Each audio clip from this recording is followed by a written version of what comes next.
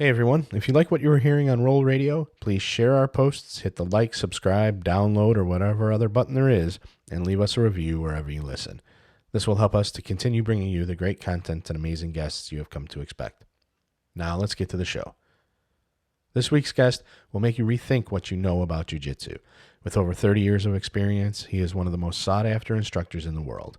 He has trained at and started some of the most well-regarded BJJ academies, traveled the globe to share his conceptual thinking about BJJ, and trained airline employees and police forces, and coached World Champion Fabricio Werdum to victory over the MMA legend Fedor Emelianenko. Here's RŌL Radio with 6th-degree black belt, world traveler, and one of the most respected BJJ professors in the world, Octavio Ratihno Couto.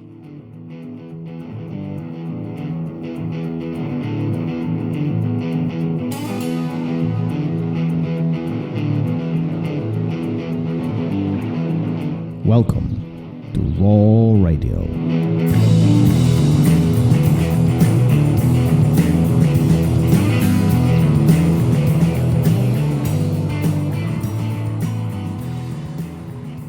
And we are live. Hey, Yeri, one more time. Yes. We here again.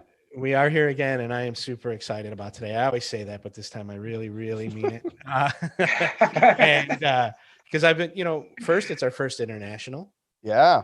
Right? First international. Oh, no, that's First the international. boot of Right? international. Yep. Now we have to introduce our guest. But it's Professor Octavio is in the house. But before we start talking about our guest, let's quickly talk about Fuji. Our partners at Fuji doing a phenomenal job. Yes, a giveaway. Paying Doing forward. We have the giveaway. Talk about this, Gary. Yeah, so therolradio.com. Go take the survey. You are automatically entered to win a free gi. We give away one a month, and you have to listen. You have to respond to my email within 72 hours. But it's super simple. Then everything is on your way. They have amazing products, and why wouldn't you want a free gi? And never got a gear. Just have to respond to you. Well, they have to listen, and then they have to put, That's nice. we get 4 of them away already. Yeah. I hope that you guys be able to send to Italy, because we're gonna have so many people gonna listen that it's gonna have the all you got to do is go to therolradio.com and take the survey. Professor, there might be one on the way for you. And then the next thing we need to talk about real quick is PTSD versus Jiu-Jitsu. warriorsnextadventure.com. Nick is traveling the country, and he is filming a documentary. And basically what he does is he helps people with veterans with PTSD through recreational therapy, taking them on trips, different adventures, getting them back to the lifestyle that they may be missing. And the camaraderie and the things that they'd benefit from while in the service that they no longer have. And if I can run down some dates real quick, when this airs, he'll be in South Carolina, Moreno BJJ, in New Bern, North Carolina. He'll be in the big Jiu-Jitsu show. I'm not too sure what that is, in Raleigh, CX BJJ camp in North Carolina as well, and OBX Martial Arts in the Outer Banks. Definitely check him out. He's doing amazing work. Get on the mats with those guys, donate, do whatever you can. Yeah, and I recently talked to Nick, actually. I had a couple conversations with Nick this week. I sent him some 6 stickers for RŌL Radio. So if you are at any of those events, pick up some of the stickers that we give. We kind of, he's going to have at the tables. But more importantly, you got to follow him on social media, because such an interesting trip. His truck, his bus that he's traveling in broke down twice already. And he's just starting this whole event, this tour. And, he's fixing it all by himself. He's pushing it hard. He's still on schedule with all of it, despite all these obstacles. So the dude is doing amazing job, trying to really contribute to the community. Little like minute to work, man. He's on the road, minute to work. That's fantastic. It's crazy. Absolutely. It's crazy. And all he's doing is bringing these veterans, to the academies and just a little jiu-jitsu, changing lives one at a time. Professor Octavio, how are you, sir? I'm fantastic. I just made be able to come back to Italy, and my My daughter lives over here in the past of 6 years. She's now 11 years old. So I was being like back and forth. Last year, even for COVID, I was able to make it twice for her birthday, holidays. And I was here in this year till January, till the end of January, when the things started to become very close. And then I said, okay, it's better to back to US. US already quite opening. And I still have my US base being Dallas. And since the end of January till yesterday that I made to Italy, so I was in US, and I'm glad to be back here. To be back. To enjoy some espresso. Oh, there you go. There you go. Good for you. But what's interesting about you. So first of all, for those who don't know, you were kind enough to visit my academy recently, and you did amazing, mind-blowing seminar, in my opinion, like mind-blowing seminar, in my opinion. And you did some privates and so on. So, and I would love to have you again, by the way, because everybody was talking about the instructions that you gave. But we need to make it an annual event. What was interesting about what you taught is that, in my mind, you didn't teach anything new. Like, you didn't teach anything crazy. There was no crazy techniques. There was nothing. There was not one thing that, instructors don't teach around the world. But yet, your approach to the teaching is so different than many out there. You often don't talk about steps, but you talk about concepts, and you break it down in such a logical way that, everybody who attended the seminar, they were like, whoa, this was crazy. Why are you teaching that way? And what got you to teach that way? Okay. It's like a low cooking soup.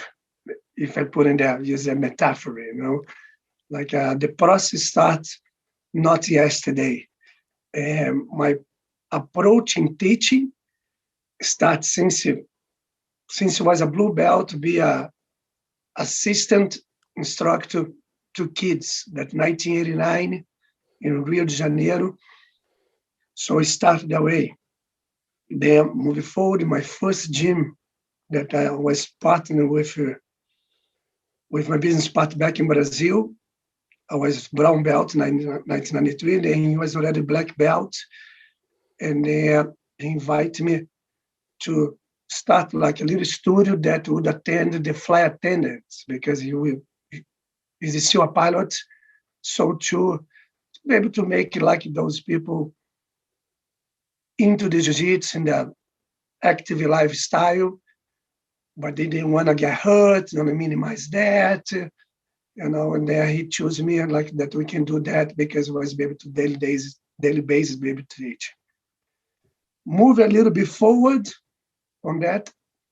In 2005, I was already black belt. Since 1996, I started doing my international traveling to teach that people used to call it seminars.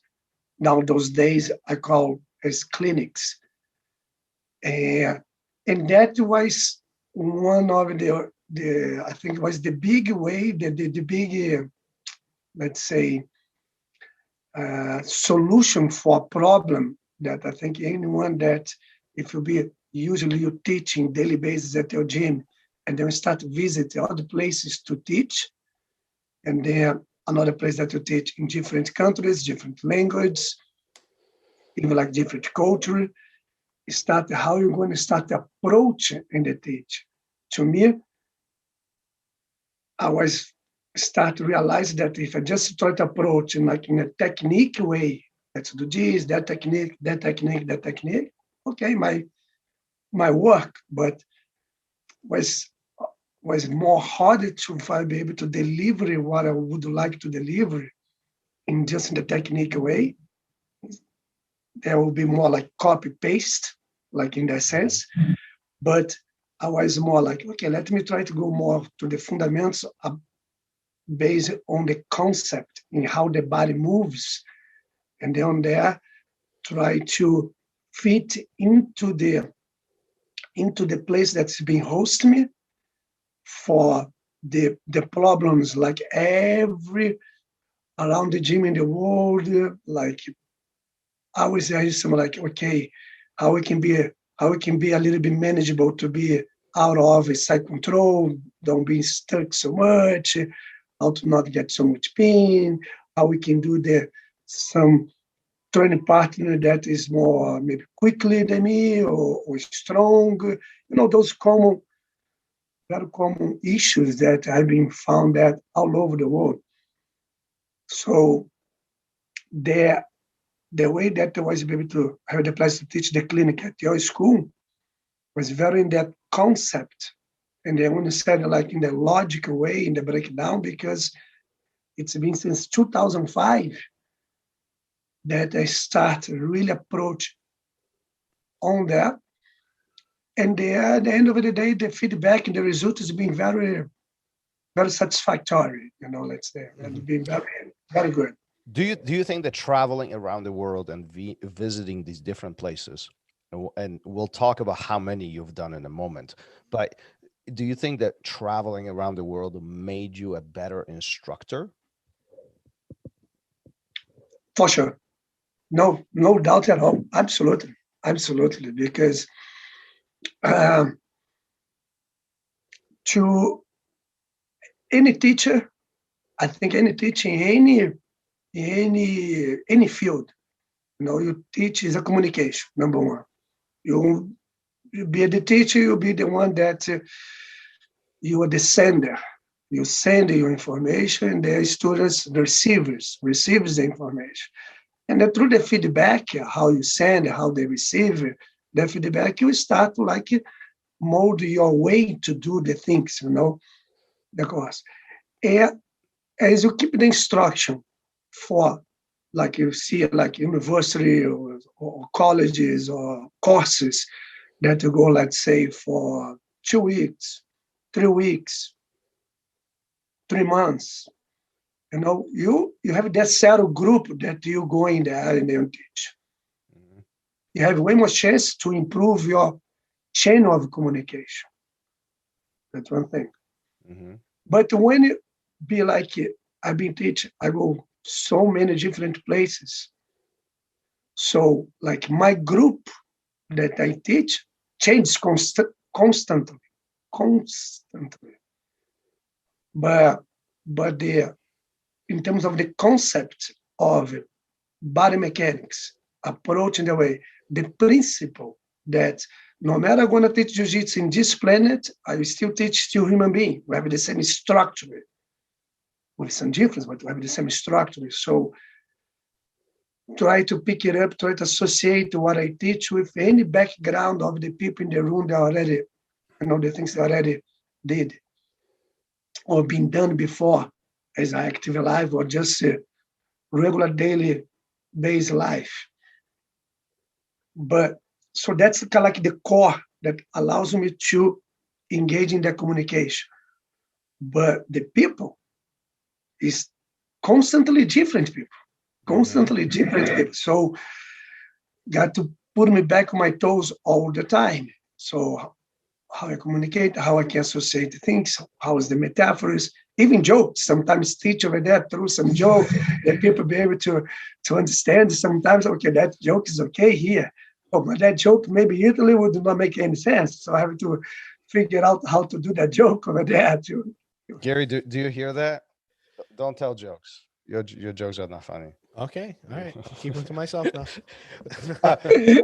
Octavio, do you think so? Like you travel around the world, literally, like I'm a global consultant, right? All over the world, right? And you talk about communication, right? And everybody speaks different languages. How many languages do you know? Like how do you communicate with these people? Yeah, I'd be able to communicate in 6 different languages. Which ones? Which ones? The ones modern, few they are more than the others. So I'm a Brazilian, so I born and raised in Rio de Janeiro, so Portuguese was my mother language, my first language.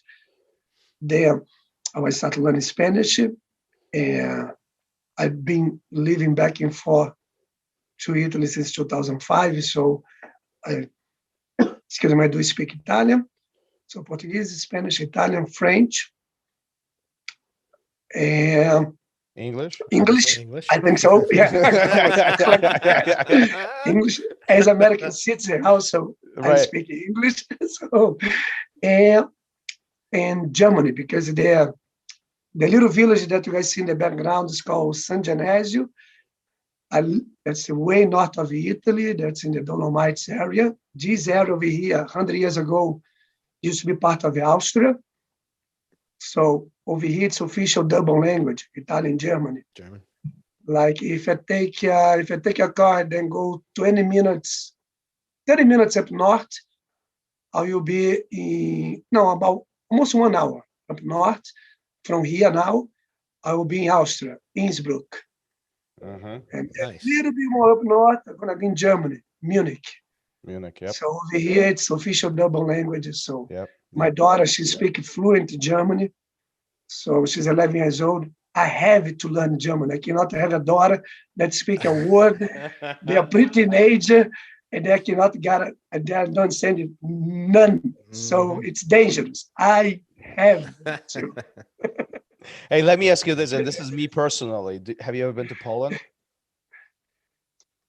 Just passed through Just passed to through. Varsovia.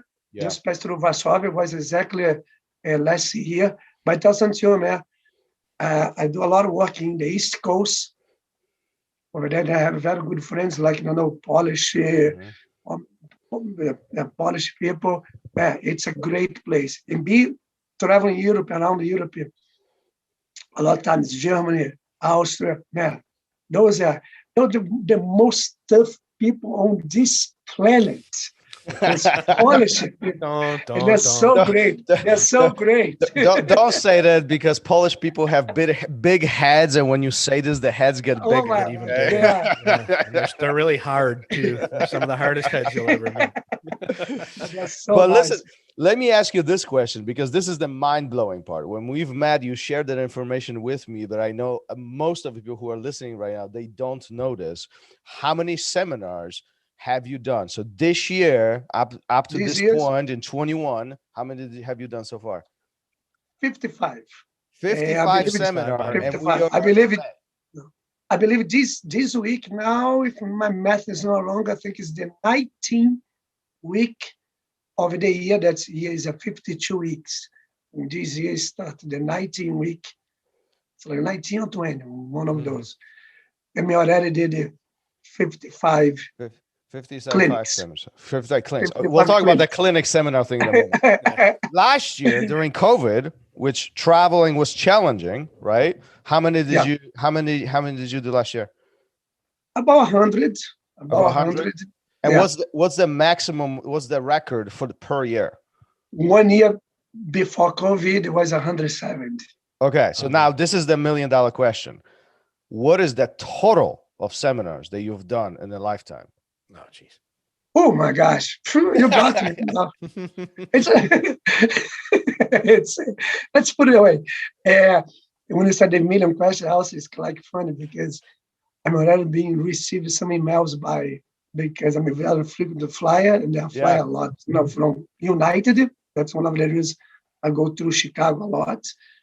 And I hope that United is listening that, okay? Because I'm one of the most busy vagabond in the world, like travel for so many years. And then we're very close. I mean, about just 3,000 miles. About 3,000 miles to reach 1 million lifetime miles travel. Wow. Pretty good. That's ridiculous. That's a lot of travel. Yes. You must love traveling. Just like in general, you must love being on the road.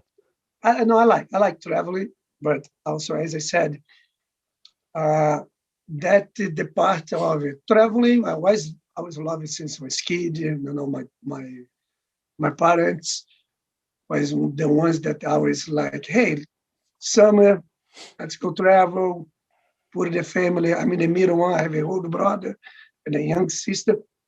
Put all 3 of us in the car, road trip. Sometimes I like to be 2 days, cross Brazil in the car, stop to get a destination, stay over there for a few days, come back 2 days road trip. Now we talk about that in the 80s, end of 80s, beginning of 90s. Do you prefer flying or driving? Neither one. My favorite one is train. Train? My favorite one, number one, is by train. But so far, I think the train is the best way to Why? to travel to get to the destinations. Car and in airplanes, both there you're quite stuck. Yeah, train, you get up, you walk, you got those like you go in Poland. So if you go from Warsaw, maybe you go to the east side or to the west side, you're gonna have those 6 hours train. You're on the train, you get up, you read a book, you go to the bar car, the coach over there, you can have a lunch, you can drink a beer, have a nap. Yeah. I always I like it too. I like it too because you can see things when you're driving. You're concentrating on the road. Yeah, exactly. Concentrate. You can't see on a train. You can look out that window and train to me is the best way. The flight is more like, let's say, the efficient to save time, get to the point A to point B, probably the fast way. A car, you have more the independence. You can stop anytime that you want. So, but in terms of combine traveling like pleasure. to a leisure, to pleasure, and they also get you to a destination, in a very safe way and a very nice way to train. Beautiful. So listen, tell me, what's the difference between a seminar and clinic? Seminar clinic. I think you nailed that very well when you said in the beginning, that introduction about my visit at the gym. You said that was delivery a concept in the logical way, and then something that was nothing new, but take in a different approach. It make people rethink things that we say in terms of when I was over there. If you guys say, people say, so you create space here. I say, no, we don't create space. We cannot create something that's not that exists. It's about how we occupy the space, disoccupy the space. Body weight distribution is not the weight, it's not just going down. Press is not just down. It's about horizontally aspect. Also how we can compress things. So the clinic delivers that, the contrast way to think, to adding new habits in way to think, that those habits is something is not could be new for you able to add in your knowledge in your jiu-jitsu, but at the same time those habits is associated with a daily life basis, like things that we're doing normally as we walk, as we be sitting in the chair and get up on the chair, how we maintain our posture, the back be straight, arms down in the regular posture,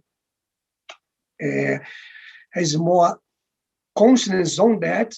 And then why not the jiu-jitsu that we're doing today cannot be based on their way in moving.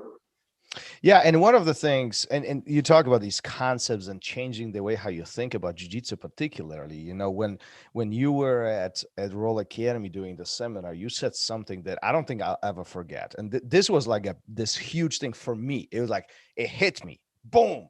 And you said, tell me the feedback. Well, you said, we are always falling. Yes. We are always falling. There's something, if there's something below us, that will stop us. But if we remove that, we are always falling. If the ground is removed, we are falling. And this was mind blowing because I never thought about it that way. I always thought about there's an obstacle, we move the obstacle, blah, blah, blah. But I never thought about the fact that looking at gravity in that aspect, that we are always falling, is just phenomenal. It's mind-blowing.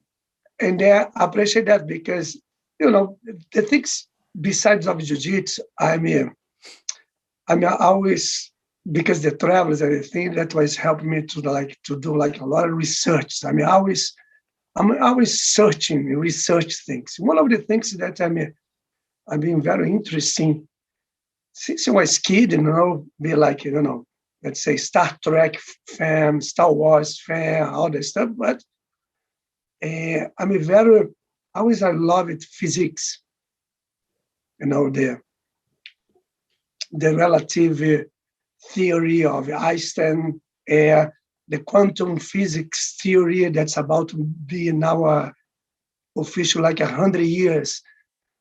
The theory that is still today, we use that. We use right now, through the technology that we're doing right now. But we still don't know exactly what it is. We can still not know exactly. Those scientists explain exactly what is quantum physics. One of the parts that's been so involved in all the scientific research that's involved in NASA, Elliot Musk. Elon Musk. Yeah, Elon Musk. All the search for the SpaceX, everything is still a big part of it, trying to understand gravity. Mm-hmm. It's something that we feel, but we still don't know exactly what is gravity, but we feel every day mm-hmm. in this.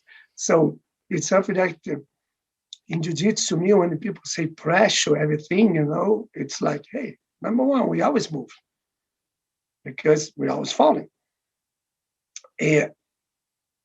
To deal with that, also, we need the support that we have to move more horizontally, because if you let it go, we are always falling. Yeah. Always there.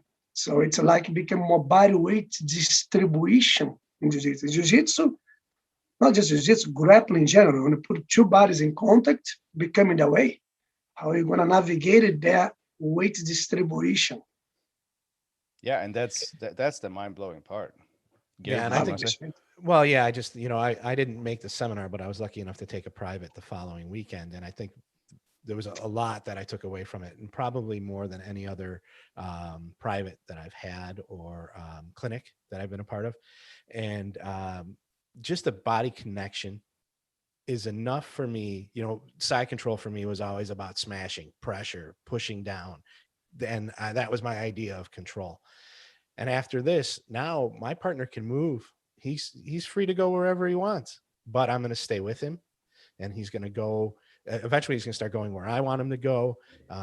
If he rolls towards me, I'm just going to gently roll him back on his back. If he rolls away, I can follow, keep connection. And it really opened my eyes to a totally different way of controlling my partner. Rather than smashing, it was just staying connected. And the person that I train with the most is just like, wow, it's unbelievable how it's changed what I do. And it's a funny concept. And when you see it in action, it looks like the person who's on top isn't really doing much, but that person on bottom is not getting out. They're stuck. What you said, it's part of the feedbacks in there, as you said very well. So Thomas, when I was over there teaching the clinic, I didn't taught anything new. Mm-hmm. It was just different avenues in way to think. And then Gary, when you would describe, you said, you thought okay, side control to me, I always like control, side control. I always like put the weight down and smash the person down. It's a format of a control. But when you take the word a little bit deeply of the meaning, control, the con comes with. Mm-hmm. So it's not just immobilization, to immobilize the person. Mm-hmm. It's part of control, but it's more static. So when you put a control, that you start, take their weight down, put a weight up, be attached more horizontally, and the person be on the bottom. be able to move, you aware of the movement of the person. So we start to discuss about angles. You know the person can move to here to there, and then you change your angle. You make the movement of the person, the body become useless. If the person goes, it's like, okay, man, feel free to go. You're gonna fall on the cliff. Yeah. I don't want to go there. Okay, so stay here. You let me finish my attack. So that's the control aspect, Yeah. So what you're saying is that control doesn't mean that my partner is not moving. Right. My partner is not. That doesn't mean that my partner is not moving. What it means is that they are moving on my terms. That exactly. I'm with them all the time. Right. Exactly. Yeah. It's like, in other words, let's say if the person is driving the car, then you have the power to start closing the routes the person wants to go. You really dictate that person driving to go just to their road. As you know they're going their road, boom, you can catch the person other thing. So it's about the control. Yeah, beautiful. Great. I mean, go ahead. And if you don't mind, my jiu-jitsu is already been that. Like for any teachers, let's say the form aspect combination of maybe keep in my mind right now. I teach a student that someone is in the close guard. The person on the bottom has the person top in the close guard. And the person on the bottom goes for hip bump sweep. Okay? And that's a hip bump sweep. Bah, you swap the person. Now, combination. Go for the hip bump sweep. Pretend that you go for the hip bump sweep. The person to don't get swept. Post the hand on the mat. Now it's Kimura. Got the Kimura, right? That combination, that's a type of control. You start like pretend that you want to do that to create their way to the person, like react or respond to catch on the one, and vice versa. So, but that can be the idea to make you react or respond of your movements, of your actions.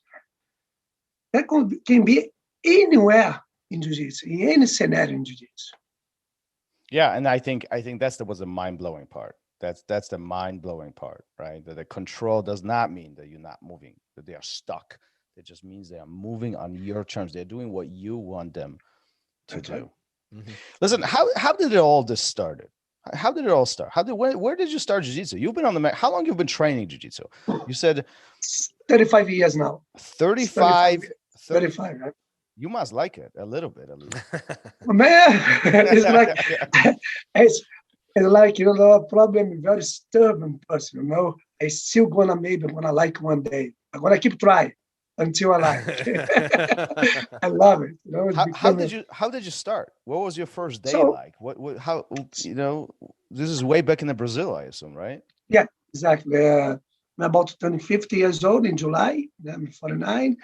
I start when I was in between 15 to 16. I was in the high school, and I started in judo.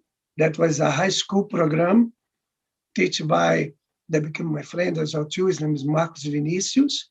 He was a black belt in judo, but he was a blue belt in jiu-jitsu. And then he started teaching like for, extracurricular activities from the school. That's in Rio de Janeiro. So it was me, a couple of friends from the same neighborhood. It was like 12 group of us. And then Marcos Vinicius was so, even black belt in judo, but he was so in love with jiu-jitsu. He was a blue belt. So we did a little the takedowns, repetitions as a sutogari, ponçonari, outigari, all that, good over there. But we went to the Neuwaza, went to the ground right away. So the class was about 1 hour, say it was 15 minutes in the standing part, and then the rest of the class was on the ground.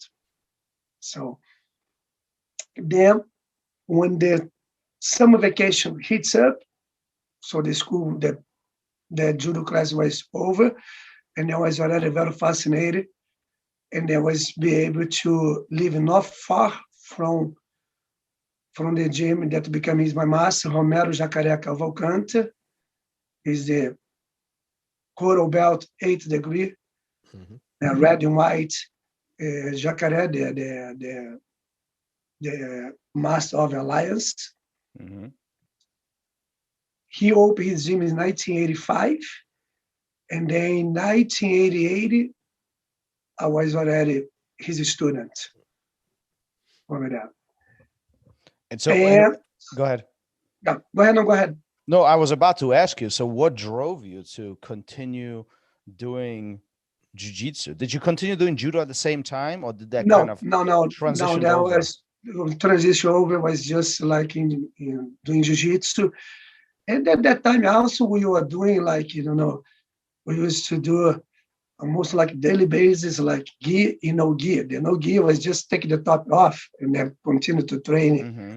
Like Rio de Janeiro is Brazil is very hot. Rio de Janeiro can be very hot, like humidity too, and no ACs in the gym. So we start becoming, doing the first rounds with gi, start sweating. The gi was so wet, became so heavy. And then we said, okay, now let's do a little bit no gi, take the jacket off and do also no gi. So I was that way. As part of, we had the days that, hey, let's do some stand now. Also, we did a lot of, based on someone put a gloves that's going to hit you, and then the job is just protect, clinch. So that was a little valetudo. Yeah, huh? but yeah. That was the regular class. Class at that time was like about 2 hours each class, and then besides the time that we spend more on the mat after the class. How often did you guys train way back in the day? Oh my gosh, every single day. So tell me, how come today people don't train that often? What's going on here? I think it's something that unfortunately we call it life. This little thing called life. Yeah. Yes, but at the same time, the way I see today, even back at the time, we still have some morning class, midday class, and then goes for the early afternoon class and evening class. But was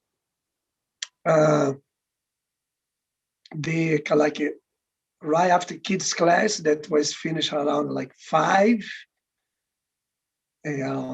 6. Then we started the adult classes, and then was from the 6.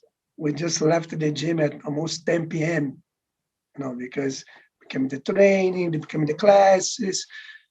For even back at the time, we already had the classes for the beginners class, and then become the people start getting over there for doing the class, and then the ones that stays a little longer become the ones that was competing the time. Yeah, it's a place that we are not just training, but a lot of friends become that sense of community. People train and then throw jokes and train. Who was your training partner back then? When you walk in, if you take, go back in history right now, and you walking into the room on an average day of training, and who's sitting around the mat, who's training with you? Throw some names here. Come on, give me some names. So as I was assistant of kids class, one of the kids be on my kids class was Leo Vieira. Oh, yeah, Professor Leo. Yes. This is why we want to have Professor Lee on the show, because we want to hear some stories here. Oh, for sure. He's gonna I'll be a little older than him. So Leo now is I think I'm 6 years older than him. So that time that I was already 20, was 14, there is that difference, so I was able to guide him a little bit in the kids' class. Here, also his brothers. And then... Was he a good student? Oh, no, fantastic. All they are very, so man, here, and then he was already innovative, like non-stop moving. Since he was orange belt and green belt, it's unbelievable. He was unbelievable. And then for the adult class over there, I was able to train a lot. That is still a very good friend of mine, and is still black belt is one of the reference of the referees all over the world. His name is Paulo Sergio. He's teaching in France. Paulo Sergio Santos, like a little about my height, we are both short, but he's like the Asian look with those little glasses over there. He was Bruce Lee at that time. And then he came from judo. I remember that Jacaré was always like asking, "Hey, Serginho, please, could you warm up the kids?" The kids was us, and then we already was like, "Oh my gosh." 1 hour of military boot camp, my man. Unbelievable. Was very cool. So I was with him. My business partner that was not directly back in Brazil, that we opened the gym, his name is Vinicius Campelo. He was always visiting the gym, even if he's a student from Silverberg, but he was visiting. So that time too, we already had a lot of good cross training. People coming from the gym training as well too. So we trained a lot. And it's all the names that unfortunately they didn't continue. Is the ones that continue. They're like black belt, but they are not so much involved in jiu-jitsu, but they still like doing as a lifestyle. I think that's one of the most important things, doing jiu-jitsu as your hobby, as your lifestyle, to maintain your mind, your body, health, because one of the few things that really can connect your mind and body at the same time. It's one of the few activities that really, from the point of view of neurologically, emotionally, physically, there can be one thing full connect. Talk about that a little bit more. So what do you mean by this connection between your mind, body, and your spirit? What do you mean by that? How does that connect today? Like, how that's connect? We are so busy today. A lot of students, they have, they are doctors or mechanics. I mean, if we are so crazy busy around the world, and training jiu-jitsu, we're not as lucky as you are. Like we're not as lucky as you were. Right, going to gym 6-7 times a week for 4 or 5 hours. I mean, nobody does this these days. How do you connect this triangle? So I connect this triangle. Like one, it's you can see. I believe that's one of exactly the why grappling in the format of jiu-jitsu is being all over the world, is growing all over the world. Probably you're from Poland, yeah, and then probably you already have like friends over there. It's fascinating that in the past of 10 years, how many gyms is being over there. It's growing consistently. Crazy. It's as a global consultant, always I do my search. You have literally gyms all over the world. It's growing. So why is that for? Because jiu-jitsu is cool. Okay, yeah, it's cool, but it's not the only martial art that was before. It's keeping growing with the other martial arts. But so what's the catch on that one? One, the way I see it, as a format, as a grappling, you cannot do jiu-jitsu by yourself. You need someone. You need to be in contact in that grappling. That brings us to literally, and I really believe in that, in a primitive way as a human being, even before in the category of Homo sapiens, that we'll be able to vocalize, we'll be able to make our air flow out, our exhale, control that, it becoming words, that you can throw words. Even before than that, we already was living together, like in the Garen Hunters type of a thing. Mm-hmm. So be in the category of a Homo sapiens that will be able to use our intelligence in the development, we have to communicate, but we still will not be able to vocalize. So how will you communicate? Grappling. But through grappling, that you can put boundaries. This is okay, that's not okay. This is mine, that's yours. We'll be able to put it even like the one that's leaders, the one that follow the leaders, but through grappling. This is still in yours. You take two babies, they are able to crawling. You put them in a small room with just one toy. They're not going to go away. They're going to come together. They're going to hold the toy. They're going to grapple a little bit. Eventually, the toy is going to be with you, with one. Then they're going to share the toy with the other one. They're going to be together. So Jiu-Jitsu, the way I see today, it fascinates so many different people. It can be like blue collar type of thing. It can be, politics. You can be artists. You can be, as you said, mechanics, doctors, all those. But we are human beings. In Jiu-Jitsu, in some way, speak with us that bring the contact. I see that all over the place, that a lot of times, a new student come to a gym, start training over there, and they'll say, hey, Gary, could you help the new student over here? And the Gary starts showing him how to control the side control. And then, oh, that's a choke, and they choke the guy. And the guy look, oh, man, that's good. By the way, what's your name? Oh, my name is that. Okay, so first you choke the person, then you ask for the name. Jiu-Jitsu brings that, such a different way to meet someone, that to start having the partnership, or trust, the boundary, the camaraderie.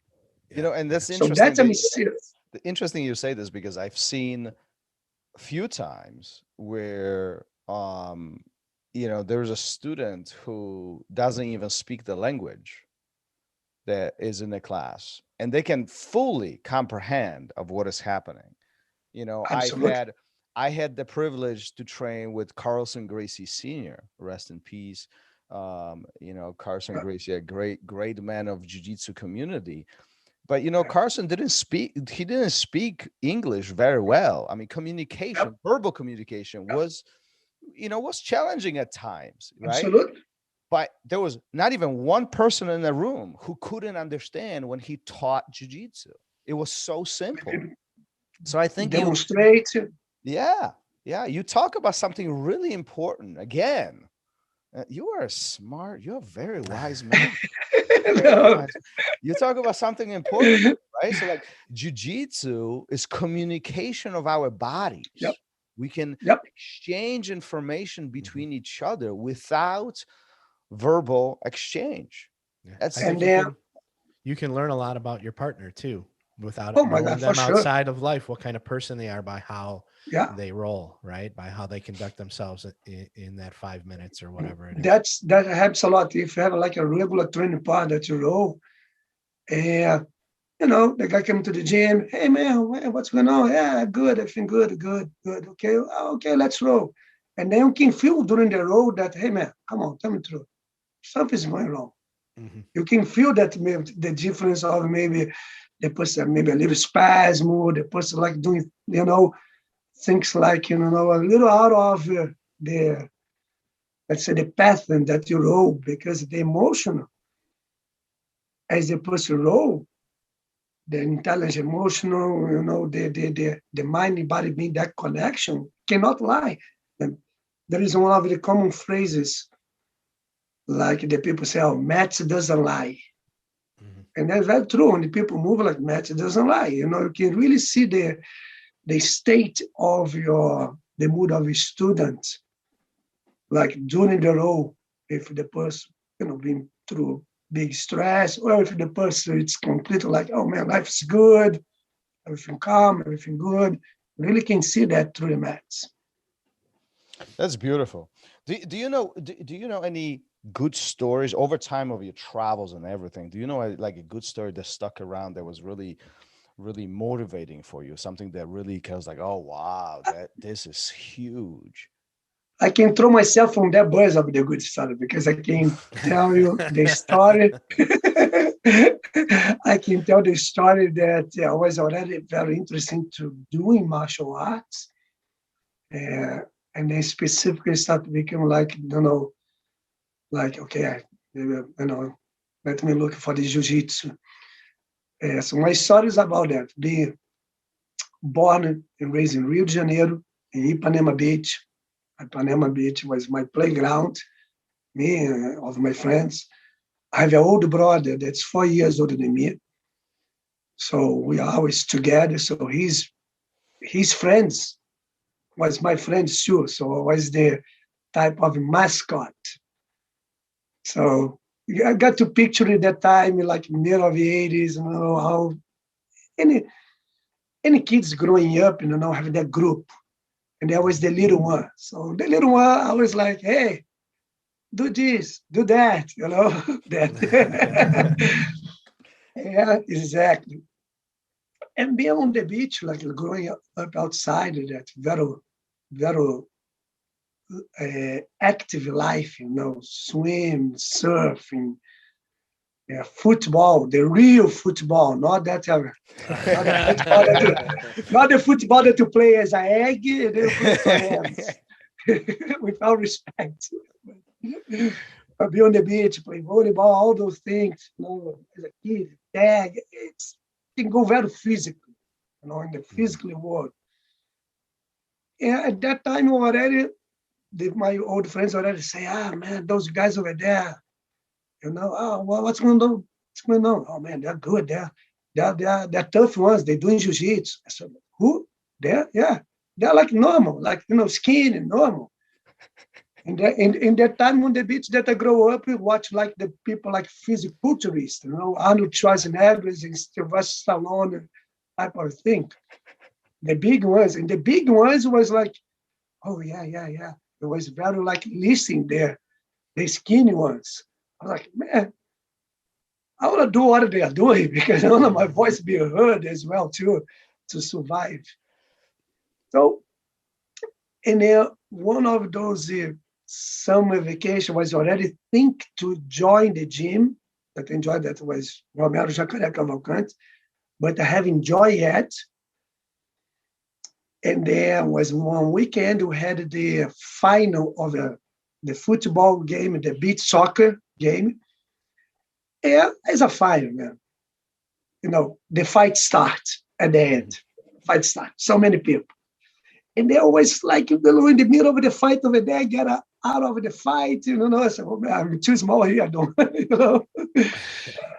And then saw like my friends, it was more close friends, getting beat up from those guys that look like normal, Big guy run to later on that became also my friend, and the guy just like putting the double leg quickly, mount, and then start slapping. And it was like, man, what's going on here? So it was one after the other.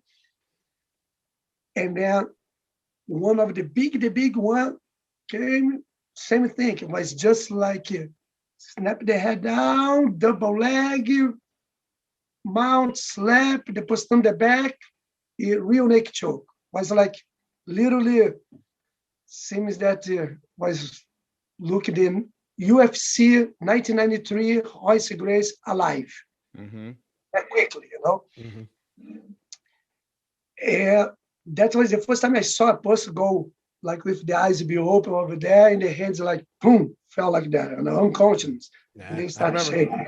First time I ever saw anybody go out, I was like, oh my God, that guy. Oh gosh. I thought he was dead. I thought, man, the guy died.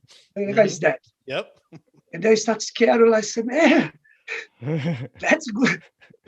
Let's grab everything that we need, like, bottles, whatever. Mm-hmm. And the fight became apart. The guy wake up, everything fine.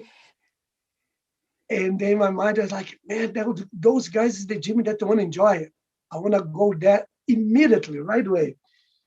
But there's some friends of mine that was already trained there, they came to me and said, hey, man, I think you should not go in there now because they can like mad with you. I said, mad with me? Why? I'm the small one. No, because they heard that you're safe to throw everything. I said, like, of course, they are beating our ass. What the hell? You gotta do what you can. Beat on my friends, but now I want to join you guys. I said, no, I think we should not go there. And it took me a little while to go there. And then we had like a common friends and say, no, please tell them that me, I'm the small one. I didn't want to just want to survive. I just tried to protect myself. And they said, no, now they said that you can go. And of course, when they show up at the gym, even the small one, they look at me like, you're the small one, tough one. Now the things that you should grab the things. I paid my price, as you see my ears. I paid my price. That was my consequence, but gladly. That was a good price to pay. It creates so the story was about that. It creates good memories, right? Mm-hmm. For sure. But that's the story. It's literally, man, was my first time that I was kind of like in the middle of like, group fight. And I saw the Jiu-Jitsu, the effectiveness of the Jiu-Jitsu in protecting themselves. So eloquent and so elegant. Mm-hmm. Because they completely just dominate. They come through, they step away, they just like went to the legs, put them down. Maximum sometimes went to the back, strangle the person a little bit, the person pays out, move out. Even they did a fist in the top mouth, like hit the people. They are just like open hand, just slap a little bit to make the person turn the back, immobilize, out. Mm-hmm. Like now, the person knock down, out. Like with their elegance. Is that why they call it Jiu-Jitsu a gentle art? Because it's so nice. Literally. I think the gentle art is about, sometimes I think maybe people, not misinterpretation, but I think when it's called the word gentle, can go very big in the way. As apply the gentle art in Jiu-Jitsu, because you'll be able to establish that control position, angle control, as Gary always say about being the top in the side control, allow the person moves, but you have the person in control, that you don't need necessarily like, break the nose of someone. Yeah. You don't need necessarily, break the person over there. You'll be able to get the angle as being the back control, or even in front as a guillotine, or if someone's on top of you in a triangle, that you squeeze, the person go unconscious, you just move the person to the side, leave. That's the gentle part when you lay him to the side. That's the gentle part. Literally. The gentle part is when you're moving them to the side. That's it. Let's put it away. Yeah. Let's put it away. If you put in the other side of the victim, you go to the person and say, hey, you do Jiu-Jitsu, I don't do Jiu-Jitsu.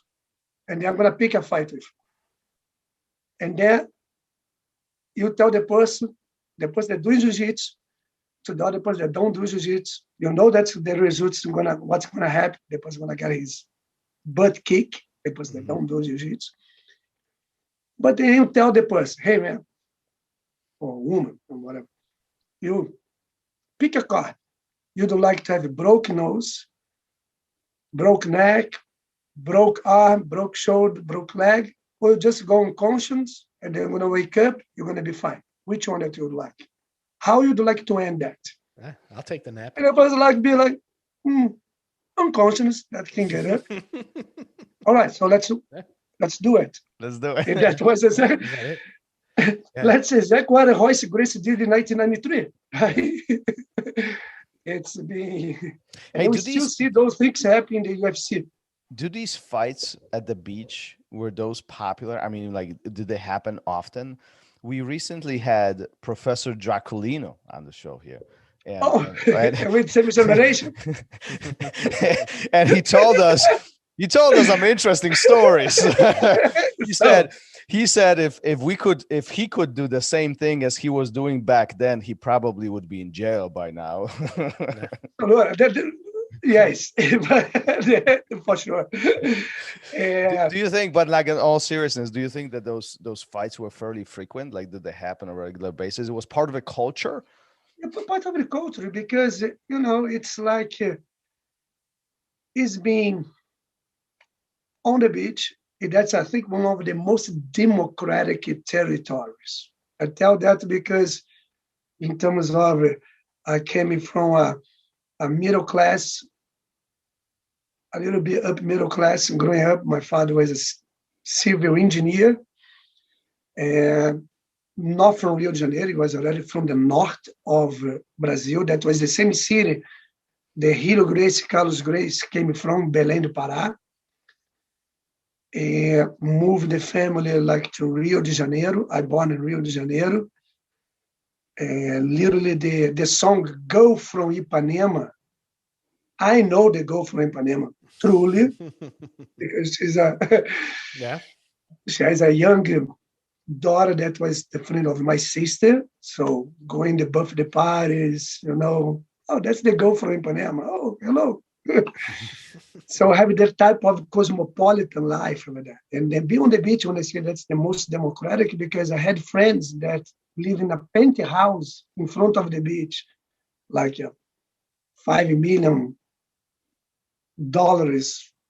penthouse. At the same time, have the friends who are in the same team and the people that live in favela nearby Ipanema. And then we are equal at the moment. On the beach, we're absolutely equal.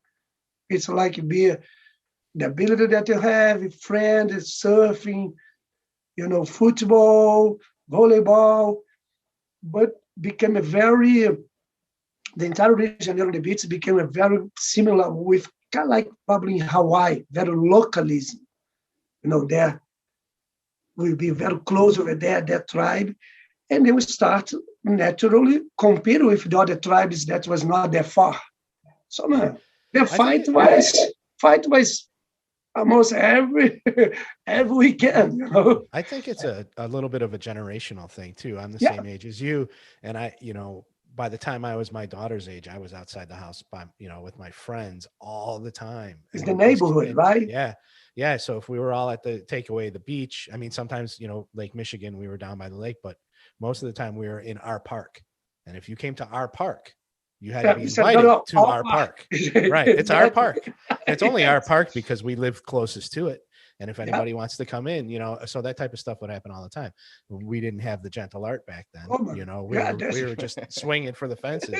But it was the same type of thing, right? You're growing up, and like you said, it's very tribal. And I think nowadays, I don't think younger generations see it quite as much because their lives are so much more controlled and confined, and they have a place to be every hour of the day, rather than, as soon as school's over, you're at the park for 6 hours.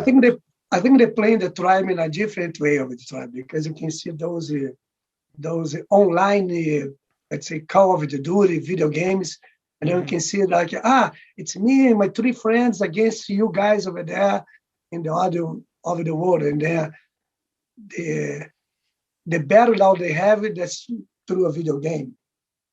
You can see those people that you're right. The life is definitely different, because I remember when I was young, like during summer, especially like out of school, when there was no school, right? I remember I woke up, I ate breakfast, and I was gone. Exactly. Climbing trees, digging some trenches, whatever I was doing, I was gone. The only reason when I got back home is either it got dark or I was hungry. There were the only 2 reasons, and I was gone all day long, right? Today it's different world. It's very different. The kids, 1, they're not gone all day, but 2, they have these different engagements like video games and electronics and so on, where they are a little bit more engage internally, if you will, within the household than what we used to, right? And I'm not against anything of that. I think it's everything. It's like it's still format of communication. I think it's our job I have my daughter here, she's 11 years old, try to find the middle ground of, the engagement on the technology, because that's something that's going to keep coming. But also the engagement, as you see in the background over there, it's a very like in the mountains, a lot of beautiful hikes and open space, and then encourage, to be with her friends in playground, go there, be with her friends, playground, 2 hours. What should I do? I don't know. You do whatever you want to do it, find out things. I mean, like common ground aspect. Does your daughter do jiu-jitsu? She does a little bit. Yeah. She does a little bit. And does she know the magnitude what you've done in jiu-jitsu community? Like, does she like you know what I mean by this? I mean, you're one of the pioneers, right? I mean, this is like you know, anytime you visit an academy or as you travel, I mean, there's a history that you carry with yourself. No, yeah. Does she know who her dad is? She started understanding more now, but she's been literally since she born in Los Angeles, and then was already like at that time be a freelance consultant. Was the time that was be able to be the Fabricio Werdum coach when he beats Fedor. Mm-hmm. So literally, that's also a good story, because Olympia was about like 2 years younger there, in order for be able to help Werdum in his training, be the consultant of his jiu-jitsu. He used to come to my home, pick me up, me and my daughter, and then we put all the baby things, everything on the back of his truck, drive. I used to live over there in that time it was Santa Monica. Uh-huh. And then drive from Santa Monica all the way to Huntington Beach to the Affliction Training Center. At the time there, his head coach was the official coach over there, the Affliction Training Center, Rafael Cordeiro. And there was not just Werdum, but was all the professional fighters training. And then I used to put my daughter in the jump room, that the jump thing over there. The people was, yeah. And then with the guys swing hands, everything, all the professional fighters come, oh, hello, Olympia. And then she always in a good mood. That was a training. And be able to help them on the ground, like with those concepts, everything, those principles, the aspect on the bottom, like not have so much feet on the ground, keep your feet off the mat. Be aware of your toes, because as your toes points, it's where your hips goes. Yeah. Those type of things. And then teach there, train there, and then implement. Say, guys, keep doing that. I need a little pause. Go over there, change the diaper of my daughter, put her diaper back, back to the training. So since that time, during the summer, she travels with me, going to my clinics. Oh, that's awesome. That's cool. Yeah, that's awesome. That had to be a great time to be part of that training camp with Werdum and oh my God, it's fantastic. It was very good part of the history, because that was one of at that time there was one of the biggest fights, as it unfolded at that time, right? Was the first loss of the Emperor, Fedor Emelianenko Emperor, and then we had like that training for almost 10 months. 10 months. Even I start like studying Fedor everything and try to implement like some helping the tactics, the specific training, even before Werdum had the contract signed, because it was just speculation that the approach on him, hey, I think we're going to put you against Fedor. And Werdum is always being very professional on that.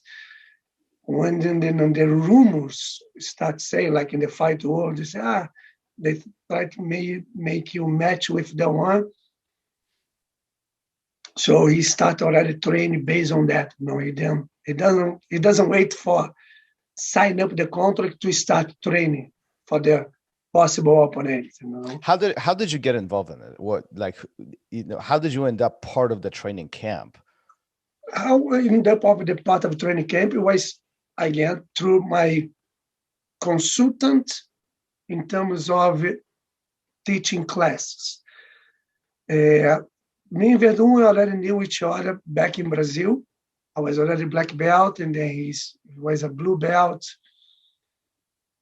And then he was on the Silverberg Jiu-Jitsu, and then Silvio, back that time, to the Worlds, when the Worlds was happening in Brazil, he usually to bring his team to my gym with my business partner, because I had a big gym over there in Brazil, and doing cross training, help both teams, each other, to train together to the World's preparation. So since that time, you already knew me, you already saw me teaching, everything. Time moving forward. Who has who? Did he come to you? Fabricio Werdum. Training? Werdum was that time be a blue belt. Mm-hmm. He participated of the Worlds on the Silverberg. Mm-hmm. Right. Or are you talking about the fight? Are you talking about the Fedor fight? No, I'm talking about how then we know each other. Right, that's how you knew each other early yes. on. I think that's what Thomas was asking. I was asking who asked who for the Fedor fight. Like did he come to you? So, can you be in my corner? Yeah, now that came for that part. So as we already knew each other back in Brazil, that when he was a blue belt, as times go forward, he moved to the United States. I was already in the United States, in Los Angeles area. And then I knew that he was over there, and then he opened a little gym. And then I went to visit the gym to go there to train, to say hello. And then he saw me, Márcio, you're here. Would you mind if you teach the class? I said, no, no mind at all. I taught the class, and then we trained everything. And they approached me for him and his business part. That was the one that teach me at the gym. His name is Lucas. Said, can we take a private with you to help us in your program to make our classes better, everything? And I said, okay, for sure. And then we teach privates. In the privates, we teaching the concepts, how to move, everything. And then Werdum was always a type of a person that he sees something interesting, he feels like, okay, he doesn't have the fear to try. And then he started to implement those movements on his training base. And then was working very well. And then came back to me and said, look, what you teach us to make our classes better is helping me on my training daily basis to the MMA. So do you mind if you help me on the ground, because I might have those important fights coming up, and I think I'd like to have your ground consultant. Mm-hmm. I was already like freelance. I said, no problem, let's do it. Mm-hmm. And then came with that when he told me, am I going to have the chance to have the fight in Strike Force against Emelianenko Fedor? And I'd like that to be help me, not just for that one, but to be a consultant on his ground game in MMA. Yeah, what amazing, way to cross the paths, right? Being part of history, essentially, right? Absolutely. I mean, anybody who watched MMA back in the day, they know this was one of those most important fights. Especially because it was completely like, he was the underdog one. Mm-hmm. Even the Strike Force one, was competed with UFC, was able to bring Fedor mm-hmm. to the United States. So it's a good way to already put his name all the way up. Yep. He's going to be like, okay, he's going to beat Werdum.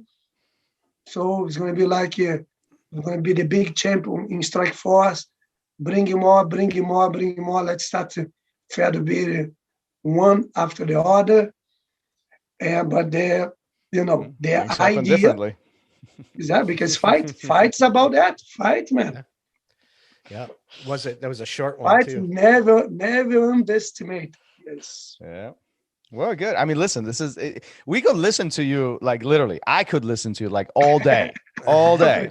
More I listen to you, more interesting I get, and that's we can do again next time. We have to. We have to sure. because like I feel like, you know what, this is the interesting part, that similar to your seminars or to your clinic, we didn't even talk about anything, but yet we talked about everything. You know what I mean? It's like, Yes, it's like you tell these stories and I am completely glued and listening. And I'm like, I feel like I'm there, you know, and then there's so much more to talk about. So appreciate Tom. I appreciate so much. I don't think we're going to get through 35 years of experience. No, I don't think we will. No. We're going to have to do this. We're going to have to do this again.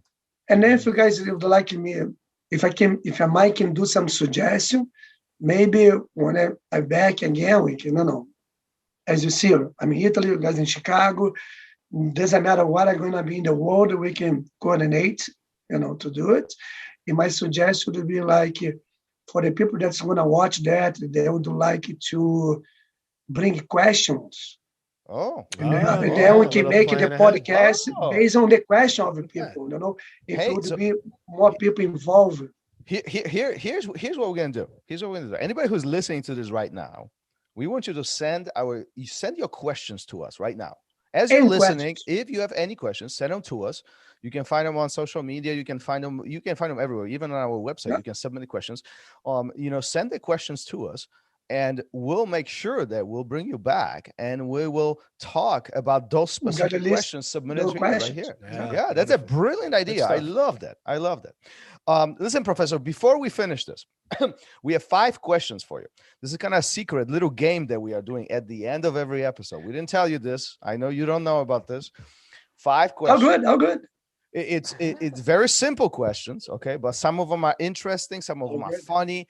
Gary's going to ask you the questions. So just tell us the first thing that comes to your mind when he's asking you, okay?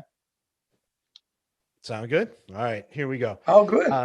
What was it like the first time you stepped on the mat? Scary. I told you, because you were that kid. Hold on. He was the tough kid and everybody wanted a piece of him. Yes. Wait a minute. Were you scared or were you scary? Were people scared of you or were you scared? No, I was scared. I was trembling. If the people ask my name, I would be like, the tough guy. Not the tough guy, I was the small one, just with a tough mind. Yeah, he was the one that was throwing everything. Yeah. He didn't have anything to throw when he was on the mat. No. Besides, very, small kid.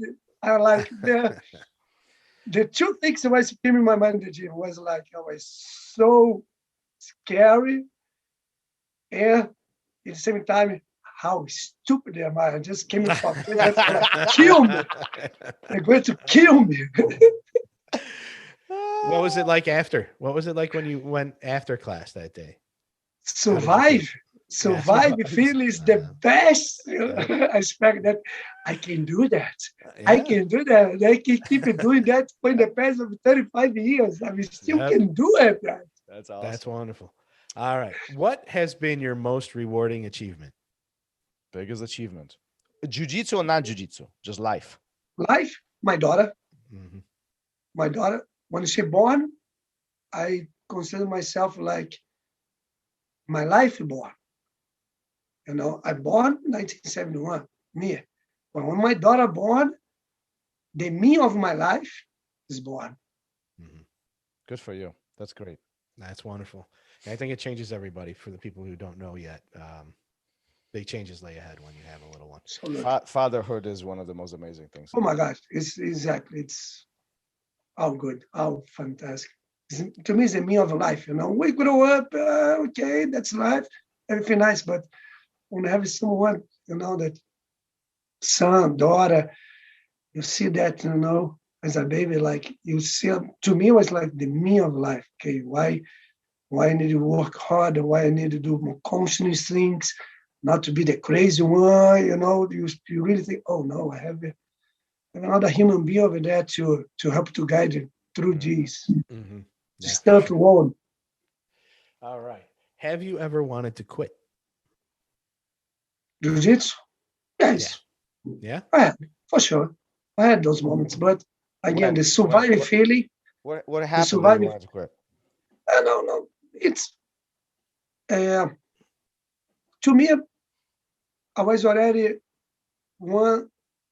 It's like my father passed away. He was very young. He was 55 years old. It was 1993. He was a brown belt. So I was literally like 22 years old. And my father passed away. Economically, to my family, financially went down in such a little tough time. And then I was already teach some jiu-jitsu, maybe to make a little income. And at that moment, I think maybe I'm going to quit it to find a different job, to be more the real job. You know, jiu-jitsu, sometimes people don't say it's a real job. So anyway, so in that pressure, and I almost quit. But then the money that was able to come, and then was bring it to my mother. And my mother was like, hey, thanks for help. And, continue doing what you like to do. It. So that's when you made the switch kind of from competitor to instructor, right? Yeah, exactly. I still was competing, but way less because I had to teach way more. Yeah. And so I still was competing, but less, not just because of the time, because financially I didn't have much. Yeah. Like be able to afford to compete as much the money was be able to make it. Oh, so it was okay. Yeah. Was be able to to help a little bit at home. Sure. All right. Let's see. Describe your feelings when you received your black belt. Ooh. I would say because I received in the first event of Alliance was internal tournament. And the way that I received was pretty cool because it was the first event of the internal tournament of Alliance. And then was doing Jacaré Mamas came to me and said, hey, let's do a self-defense demonstration. Mm-hmm. And then we were doing everything. My brown belt fell out, everything. And then he stepped out, he threw my brown belt away. And then my business partner just throw a black belt on the mat. And then I'm so naive. I got the black belt and then I was coming to my master to give it to him because I thought that was his black belt. He looked at me like, no, that's yours. And then came he put on me. I was like, that's a great story. In my first reaction, are you sure? I'm sure. I know. I'm sure. That's really? And then my first is that tears, the question. I'm sure. All right, let's do that. And then with that, I don't know what I should know to be a black belt. So let's it. Let me ask you very quickly on this, and I don't want to stress this out, but very quickly, do you think the black belt is the end or the beginning? Oh my gosh, it's just the beginning. It's just let's put it away. You drive, and then you hit a toll that have to pay the toll and then go through. But different road might be more opening or more quickly. I think the black belt is the toll. You got that toll over there, you pay that over there, in sense of you're gonna continue the road in a little bit different. The road, Mm-hmm. might be fast, might be slow, might be more traffic. It's just the continue, but definitely is the way that's probably the black belt marks that you more prepare to start comprehend the beautiful art of jiu-jitsu. Wonderful. All right. I love that analogy. I love it. Thanks. Speaking of that belt, do you wash your belt? Ooh. Look, I grew up not watching my belts, but as the part of the black belt and the guy black belt, I say I washed before. I have no problem with that. It's it's hygienic. It's part of the sweater, but that's it's all right. okay. Well, we You heard write some that down. crazy stories training in Brazil and not washing gis, not washing belts, Oh and my God. no air conditioning, and not and like all the other crazy stuff. Every Yes. every old school instructor who grew up in Brazil tells us a crazy My story. God. So. My mother was, very, my mother, I love my mother, but she's tough. And I used to put like my gear like in the washing machine over there, and the gear became so heavy, and they start breaking the washing machine because it's not the clothes. And then she started like, I think it's your gear. Mhm. You're not able to wash the gear in the washing machine anymore. I said, how are you gonna wash my gear? Figure it out. It's your problem, not mine. My solution. I went to the shower. I had the showers with my gear. The biggest one, literally take the shower, boom, put a reversal, wash it, take the gear out. Man, my gear was never so clean. I took showers with the gear. Of course, That's then I took the unbelievable. gear out, then I finished my shower. But Mhm. no one has the skills to say like, I cannot wash the gear. Oh man, don't you take I shower? love it. I'm Bring gonna the gear tell to the this. shower. I'm gonna tell this to my students. If your wife is complaining about you washing a gi and Please. breaking the washing machine, That's right. just shower with the gi. Exactly. Yep. Or if you Shower don't the have a gear, washing gear. machine and you don't want to go to the Shower the laundromat, gear. shower with the gi on. You don't have an My excuse gosh, anymore. it's Talk, great. talk about And- figuring and stuff with the out. belt. With the belt. With the belt. With the belt. I love it.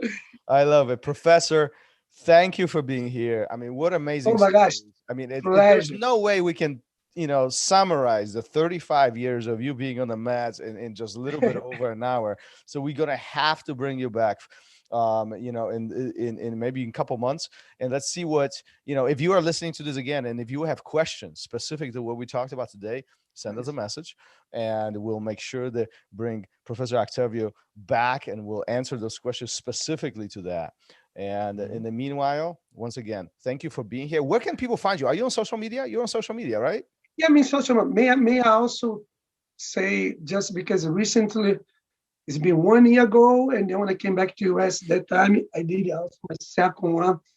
And I had 2 DVDs that I did in BJJ Fanatics. Oh, yeah.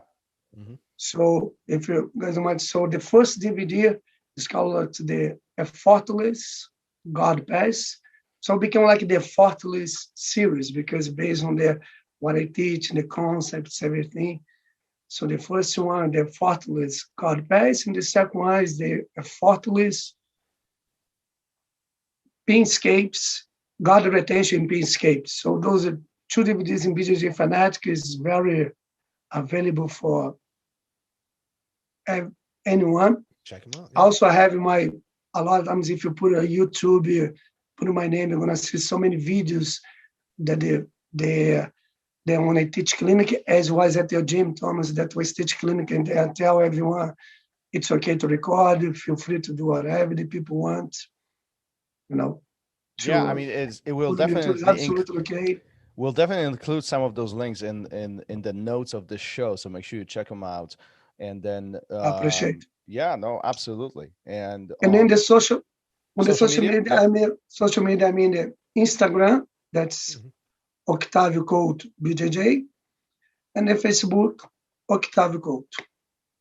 And then on that, if someone would like my email, if I think you guys say my email, feel free to put my email too for any future contact for a clinic.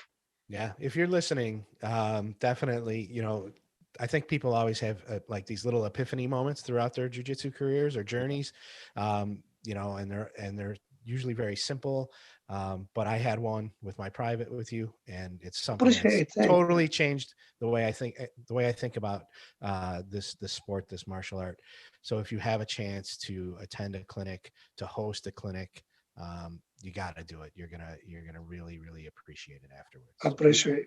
Thank you so much. Gary, you're right on the money. If you're attending, please attend. And I'm not saying this just because Professor is our guest. I mean, the way how he teaches is very unique, and there's those epiphanies will come very easy, in my opinion. Anyhow, I really appreciate it. let's wrap this up for today. Professor, thank you for being here. Thank you for sharing all these amazing stories. We hope to Thank you, guys. hear from you soon, and then enjoy your stay in Italy. When you're back in Illinois, please let me know, and we'll have you September. back. September. Oh, So we'll there see you you in go. September. I'm going to pencil that in. Nice, That's beautiful. it. Excellent. Yeah, We'll all see my you. kids and my wife's birthdays are in September. If it Oh, happens there to you go. fall that week, they will not be getting any gifts that week. Sorry, you're gonna miss the year. All right, Professor. Thanks for being here. Thank you, sir. Take care.